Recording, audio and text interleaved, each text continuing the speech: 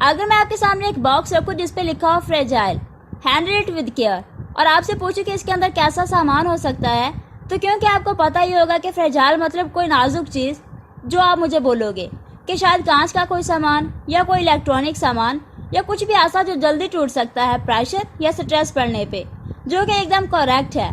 अब मैं आपके सामने एक और बॉक्स रखूं जिस पे लिखा हो एंटी फ्रेजाइल, मतलब फ्रेजाइल का एकदम उल्टा, और वापस आपसे पूछूं कि अब इसके अंदर कैसा सामान होगा, तो आप क्या बोलोगे? ज़्यादातर लोग बोलेंगे कि कोई ऐसा सामान जो बहुत मजबूत होगा और ताकत लगाने पर भी नहीं टूटेगा, जैसे कि लोहे या स्टील का सामान या ऐसा कुछ, राइट? लेकिन ये आंसर गलत है, क्योंकि ये तो बिल्कुल ऐसा हुआ जैसा आप कह रहे हो कि नेगेटिव का उल्टा होता है न्यूट्रल, जो कि गलत है, क्योंकि नेगेटिव का उल्टा तो होता है पॉजिटिव। और सेम इसी तरह फ्रेजाइल का उल्टा कोई ऐसा सामान नहीं होगा जो बहुत मजबूत हो और जो जल्दी या कभी टूटे ही ना, बल्कि वो ऐसा सामान होगा जिसे आप जितना तोड़ना चाहोगे, जितना आप उस पर प्रेशर या स्ट्रेस दोगे, वो उतना ज़्यादा और मजबूत होता जाएगा। एंटी फ्रेजाइल मतलब कोई भी वो चीज़ जिसका किसी भी तरह के स्ट्रेसर से कोई नुकसान ना हो, बल्कि फ़ायदा हो।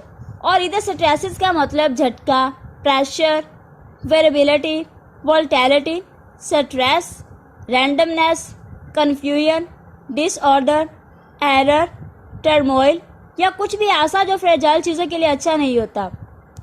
अब अगर आप सोच रहे हो कि ऐसी कौन सी चीज़ें होती हैं जो डिसऑर्डर, प्रेशर या स्ट्रेसेस से ख़राब होने के बजाय और ग्रो करती हैं, तो इसका आंसर है आप खुद, या और प्रिसाइजली बोलो तो हमारी ह्यूमन बॉडी। जब इंसान जिम जाता है तो वो वहाँ क्या करता है? वो वहाँ अपनी बॉडी को प्रेशर, डिसऑर्डर और अलग अलग स्ट्रेसेस देता है, जिसकी वजह से कुछ टाइम बाद उसकी बॉडी और स्ट्रॉन्ग होती जाती है। और उसे ऐसे ही बहुत सी चीज़ें हैं जो एंटी फ्रेजाइल होती हैं, जैसे कि biological species, ideas, politics, culture, system, evolution etcetera.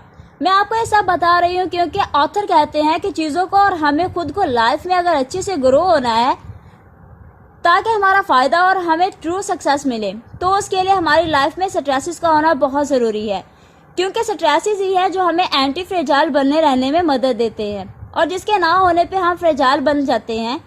Example, सोचिए एक तरफ एक अमीर इंसान है जिसकी लाइफ में कोई स्ट्रेस या कोई प्रॉब्लम नहीं है, उसे कोई काम नहीं करना पड़ता, वो बस दिन भर घर में आराम से बैठकर खाता पीता है।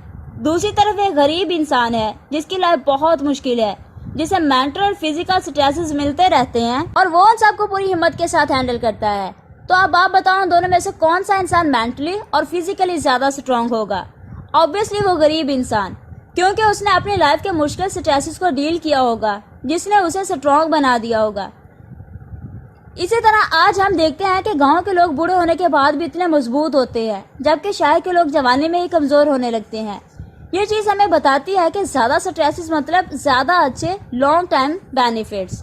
अब ये प्रिंसिपल लाइफ के दूसरे एरियाज और चीज़ों में भी काम करता है, जैसे कि मेडिकेशन में। हार्मोसिस एक मेडिकल प्रोसीजर है जिसमें पेशेंट को टॉक्सिक मटेरियल का एक छोटा सा डोज दिया जाता है, जिसका रिजल्ट ये होता है कि वो पेशेंट उस जहर से इम्यून हो जाता है। वैक्सीनेशन और एलर्जी की दवाइयाँ भी थोड़ा बहुत इसी प्रिंसिपल पे काम करती हैं।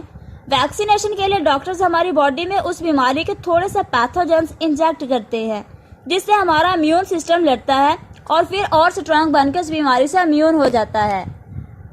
अब एक अलग पर्सपेक्टिव पे एग्जांपल दूँ तो ऐसी बुक्स जिसे बैन कर दिया जाता है, लोगों को वो पढ़ने ज़्यादा मन करता है, जिससे वो बुक्स नॉर्मल दूसरी बुक से ज़्यादा हिट हो जाती है। ऐसे बहुत सी चीज़ें हैं जो हमें लगता है कि हमारा और दूसरी चीज़ों का नुकसान कर रही हैं, जबकि एक्चुअल में वही चीज़ें सबसे ज़्यादा फ़ायदेमंद होती हैं। Recovery time between stresses. हमें ये तो समझ आ गया है कि स्ट्रेसेस हमारा फ़ायदा करते हैं, लेकिन ये फ़ायदा होने के लिए एक कंडीशन का होना बहुत इंपॉर्टेंट है, जो कि है रिकवरी टाइम। एग्जाम्पल, अगर हम जिम जाकर अपनी लिमिट तक एक्सरसाइज करें और वापस आकर आराम करें, तो हमारी बॉडी के मसल्स और फाइबर्स जो ब्रेक हो गए होंगे एक्सरसाइज करने की वजह से, वो रिप्लेस हो जाएंगे नए और स्ट्रॉन्ग फाइबर से। लेकिन अगर हम अपनी बॉडी को बिना रिकवरी टाइम और आराम दिए लगातार एक्सरसाइज करते रहेंगे, तो ये चीज़ हमारी बॉडी को डैमेज कर देगी। इसी तरह कोई भी स्ट्रेसेस के बीच में हमें रिकवरी टाइम का मिलना बहुत ज़रूरी है। Have randomness in life. हमारी एक बहुत बड़ी प्रॉब्लम यह है कि हम सब आजकल एक बहुत ही फ्रेजाइल चीज़ के पीछे भाग रहे हैं, जिसे हम एक कंफर्टेबल लाइफ कहते हैं। हम चीज़ों को जितना हो सकता है उतना ज़्यादा प्रिडिक्टेबल बनाने की कोशिश कर रहे हैं। मतलब हम चाहते हैं कि सब कुछ वैसा ही हो जैसा हम चाहते हैं। अब ये सोचना बिल्कुल ऐसा है जैसे कि चाहना कि साल के 12 महीने एकदम एक जैसे हो, ना ज़्यादा सर्दी ना गर्मी, बस एक टेम्परेचर बिना किसी भी चेंजेस के। अब ये सोचना बहुत स्टूपिड है, क्योंकि अगर ऐसा हो भी जाता है तो ये चीज़ से हमारा कुछ फ़ायदा नहीं होगा, बल्कि हम लाइफ से एकदम बोर हो जाएंगे और हम इमोशनल भी एकदम फ्रेजाइल बन जाएंगे। एग्जाम्पल, समझो एक आदमी है जो हर दिन घर पर एग्जैक्टली 7 बजे आ जाता है, ना कभी 1 मिनट ज़्यादा ना कभी 1 मिनट कम। वो हमेशा इतने टाइम पे आता है कि घर वाले उसके आने को देखकर अपनी घड़ी तक सेट कर सकते हैं। अब अगर एक ऐसा इंसान घर में 10 मिनट भी लेट आएगा तो ये बात पूरे घर वालों के लिए 10 मिनट का हार्ट अटैक दे देगी। ऐसा होगा क्योंकि हम इंसान विद आउट सम रैंडमनेस कमज़ोर और फ्रेजाइल हो जाते हैं। ट्रैवलर्स लोग अपनी लाइफ इतनी एंजॉय क्यों करते हैं? क्योंकि उनकी लाइफ रैंडमनेस और स्ट्रेस से भरी होती है। उसी तरह जुआ खेलने वाले को भी इतना मज़ा आता है क्योंकि उन्हें ये नहीं पता होता कि आज उनके साथ क्या होगा, और ये अनप्रिडिक्टेबिलिटी उन्हें बहुत प्लेयर देती है। वैसे हमारी लाइफ में भी थोड़ी बहुत रैंडमनेस होनी ही चाहिए, वरना हम एक फ्रेजाइल रोबोट जैसे बन जाएंगे जिसे एक्चुअल में लाइफ क्या होती है ये पता ही नहीं होगा। Anti fragile principle for confidence.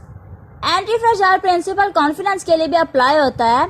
आपके अंदर ट्रू कॉन्फिडेंस तब नहीं आएगा जब आपके साथ सब कुछ अच्छा या पॉजिटिव होगा, बल्कि आपके अंदर ट्रू कॉन्फिडेंस आएगा जब आपके साथ बार बार कुछ बुरा या नेगेटिव हो, पर आपको उस बात से कुछ भी फर्क ना पड़े।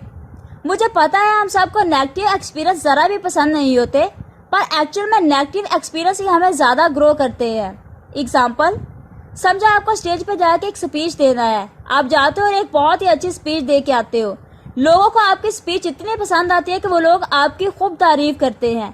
तब आपको भी लगने लगता है कि आपके अंदर कॉन्फिडेंस आ गया है, जो सही है। आपके अंदर कॉन्फिडेंस आया भी होगा, पर इसे ट्रू कॉन्फिडेंस नहीं बोलेंगे, बल्कि ट्रू कॉन्फिडेंस उसे बोलेंगे जब आप स्टेज पे जाओ तो लोग आप पे हंसने लगें, आपकी स्पीच बोलने पे वो आपका मजाक उड़ाने लगें, लेकिन फिर भी आपको इन बातों से ज़रा भी फर्क ना पड़े और आप वापस नेक्स्ट टाइम पहले से ज़्यादा कॉन्फिडेंस के साथ स्टेज पे जाओ।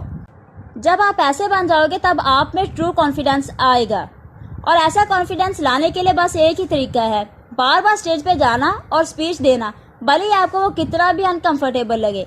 अपने आप को बार बार उस नेगेटिव सिचुएशन में डाल लेना जिससे आपको डर लगता हो।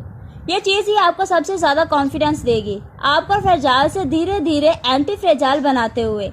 ये आइडियाज़ मैंने आपको एंटी फ्रेजाइल इस बुक से बताए हैं, जिसमें बताया गया है कि कैसे हम सब लाइफ में आगे बढ़ सकते हैं एंटी फ्रेजाइल बन के।